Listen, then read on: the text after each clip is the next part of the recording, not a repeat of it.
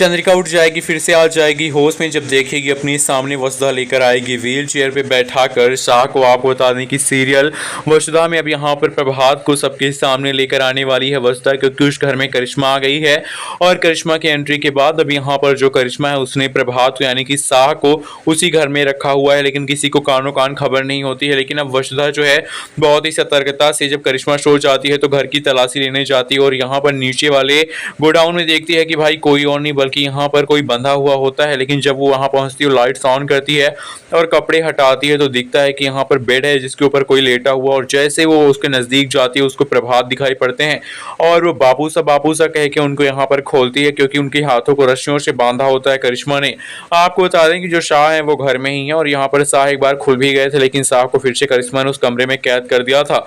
अब आपको दिखाया जाएगा कि शाह को निकाल के और व्हील चेयर पर बैठाकर लेकर आएगी यहाँ पर चंद्रिका के सामने प्रभात को वसुधा, और ये देखकर होश उड़ जाएंगे शाह के जब वो देखेंगे अपनी चंदा को इस हालत में। और चंद्रिका जब शाह को इस हालत में देखेगी और जिंदा देखेगी तो वो यहाँ पर उनके पैरों में बैठकर रोएगी और कहेगी कि शाह पहली बार ऐसा हुआ कि आप मुझसे दूर चले गए, मुझे होश ही नहीं था कि मैं क्या कर रही हूँ, मेरे जीवन में क्या हो रहा है।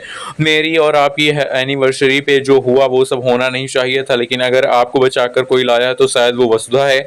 लेकिन पंडित जी की बात सही हो गई। पंडित जी ने कहा था अगर वसुधा के साथ हम देव को इस घर में एक्सेप्ट कर लेंगे तब आपकी जीवन में खतरा आएगा, और वही हुआ। लेकिन तभी शाह कहते हैं कि वो खतरा तो आया, लेकिन वो खतरा कौन है तुम्हें पता है चंदा? तो चंद्रिका कहने वाली है मुझे कुछ पता नहीं, क्योंकि उस रात के बाद जब मुझे पता चला कि आपका एक्सीडेंट हो गया है मुझे तब से होश ही नहीं था। मैंने आपको देखा, फिर से मेरी सांसें चलने लगी और मैं होश में आ गई हूँ। मुझे बताइए कि आपकी ये हालत किसने की, मैं उसको छोड़ूंगी नहीं। अब भाई यहाँ पर चंद्रिका की बात सुनने के बाद शाह कहते हैं कि मेरी ये हालत की है करिश्मा सिंह शेखावत ने।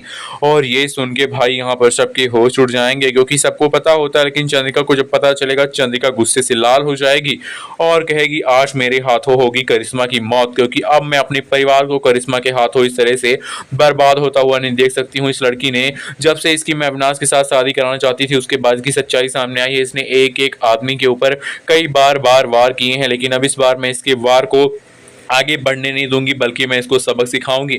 और दोस्तों चंदा गुस्से में उठ जाती, पिस्टल उठाती और यहाँ पर करिश्मा को शूट करने चल देती है। लेकिन बीच में आ जाता है देव और कहता है कि माँ साहब उसको मार नहीं सकते, क्योंकि इस समय सारी प्रॉपर्टी और सारी जायदाद सब चीज़ों की मालकिन करिश्मा बन गई है। उसने यहाँ पर पापा को देने के लिए यानी कि बापू शाह को देने के लिए हमसे शर्त लगाई थी और हमारे सामने इतनी बड़ी शर्त रखी थी और हमने वो शर्त मान के सारी चीज़ उसके नाम कर दी। चंद्रिका कहती है कि मेरे पति को बचाने के लिए इन सब चीज़ों की कोई भी कीमत नहीं है, लेकिन यहाँ बस शाह बच गए हैं, मेरे लिए बहुत बड़ी बात है। अब दूसरी तरफ यहाँ पर करिश्मा की सच्चाई सबके सामने तो आ ही गई है कि भाई उसने शाह को मारा था, लेकिन अब यहाँ पर वो प्लान बनाते हैं कि कुछ ऐसा करना पड़ेगा जिससे करिश्मा अपना सच अपने आप कबूल कर दे। तो अब यहाँ पर प्रभात को मरा हुआ घोषित करवाएंगे पहले, उसके बाद प्रभात को भूत बनाकर करिश्मा के सामने लाकर बार बार डराकर उसकी सच्चाई उसके मुंह से कबूल करके वसुधा देव बाकी घर वाले यहाँ पर उसको भेजेंगे फिर से एक बार जेल। और होने वाली है सीरियल में करिश्मा के भाई की एंट्री, और देखते हैं कि क्या होने वाला उसके भाई की एंट्री से, कहानी में क्या नया भूचाल आएगा। वीडियो को लाइक करिए, चैनल सब्सक्राइब करना बिल्कुल न भूलें। तब तक के लिए थैंक यू।